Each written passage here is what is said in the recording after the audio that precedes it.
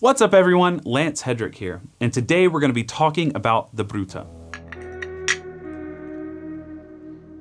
About a year ago or so, I was scrolling on Instagram, and because I really love lever machines, a random page popped up that was showing this beautiful concrete slab base direct lever machine.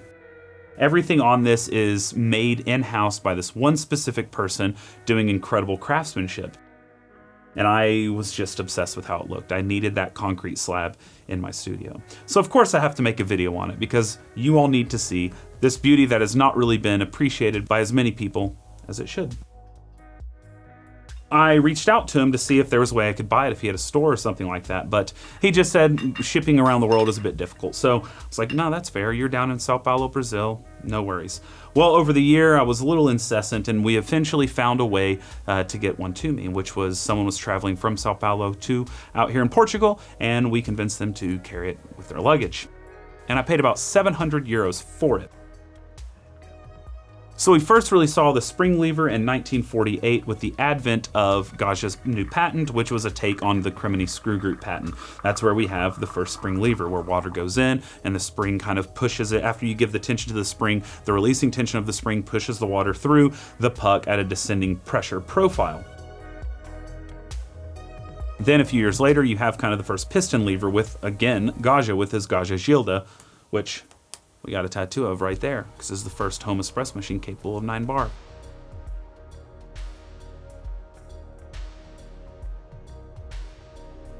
Now in recent times, direct levers have been very famous in the home enthusiast community because companies like Flair have made them so uber cheap. But you also have incredible people like Paul Pratt of Cafe Lot, who is making the Robot, which is kind of a modern take on the Femina Baby, which I made a video on right here.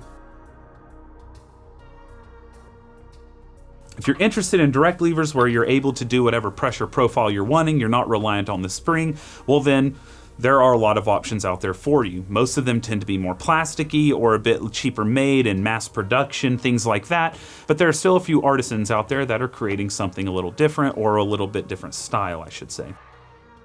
I reached out, got one of these, and I couldn't be happier that I did. So you might be asking, well, what's kind of the point of this? What's the difference? Well, outside of the obvious with the aesthetics, you have a different basket.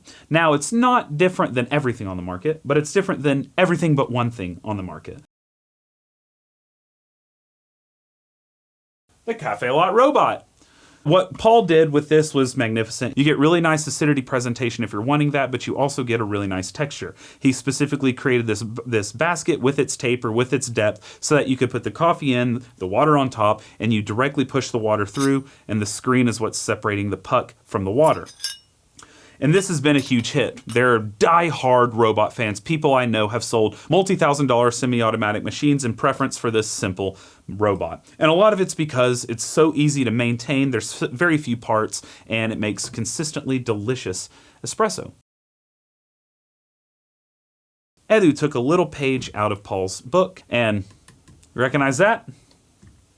It is literally the same exact basket as the robot. Roughly the same extraction properties are occurring inside the basket, meaning the thermal retention is going to be roughly the same. This one is just kind of out in the elements. This one is inside of kind of that metal portafilter like we have right here.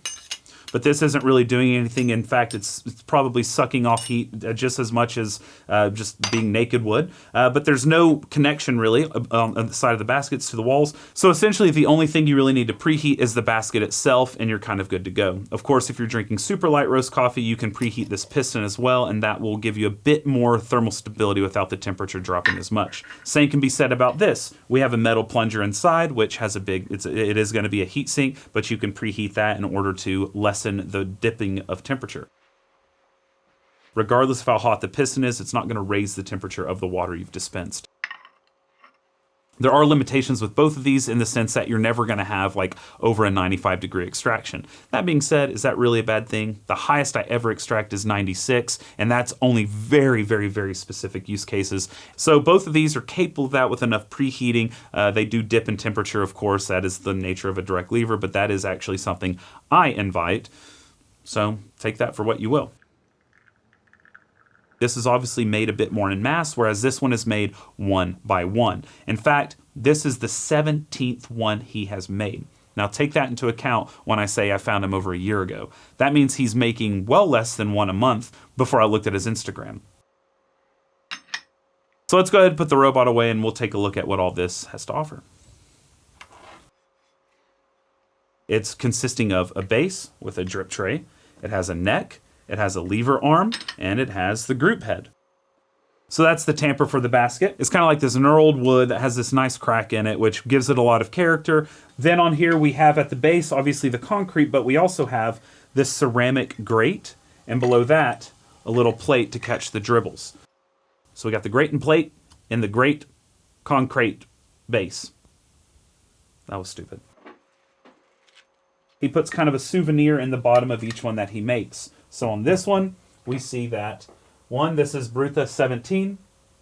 And then we have this old coin that he kind of puts into the cement on the base, which I think is a really nice little touch. And then we have his name, Hedrick. Then September 2024. Nice little memento on the bottom. Let's put this back up and continue on.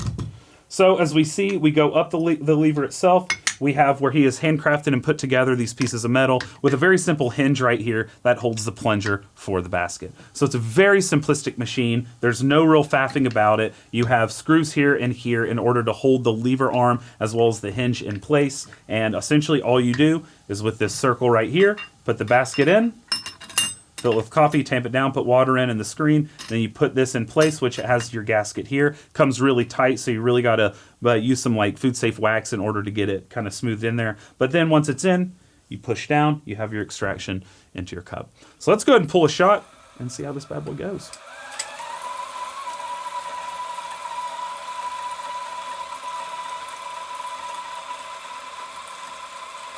All right, we got the coffee ground up. Let's go ahead and start. So all I'm gonna do is remove the basket. Easy peasy, put this back in. Pull the screen out. We're just going to take this, put it right on top and boom. All right. Now we take our tamper, put it right in.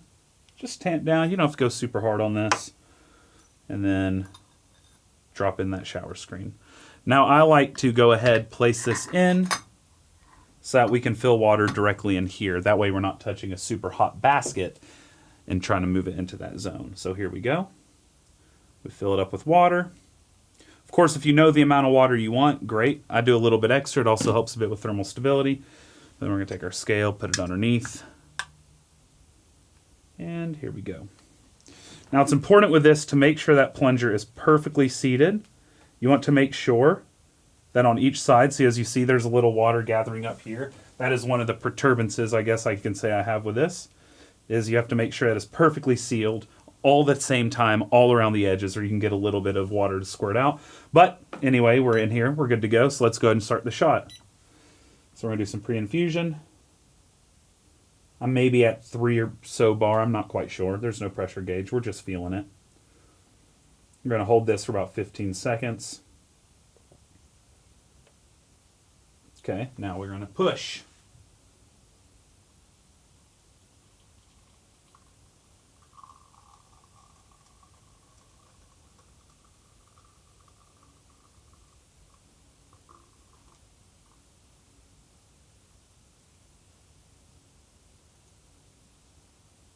I'm just easing up on the pressure as it finishes, and there we go.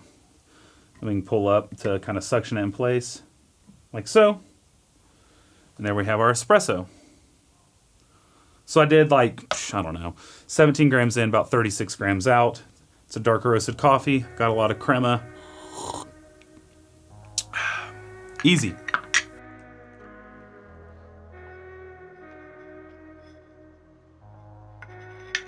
I love the robot because I'm obsessed with history and love its predecessor, and I love this because of the way that it looks. I love the feel of it. I love, I'm just a big fan of it.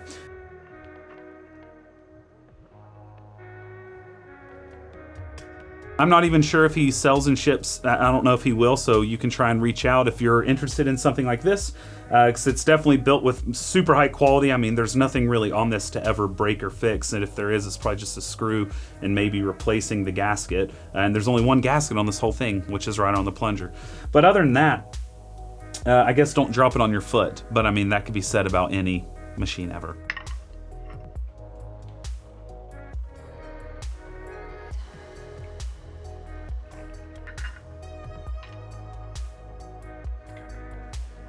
This is definitely not targeted to people who are wanting that high-tech experience. This is targeted to a minimalist, to someone who wants good coffee and wants to not really faff around. They want to toss grounds in, they want to tamp it down, they want something beautiful while they're at it, and they want to get something out that's beautiful.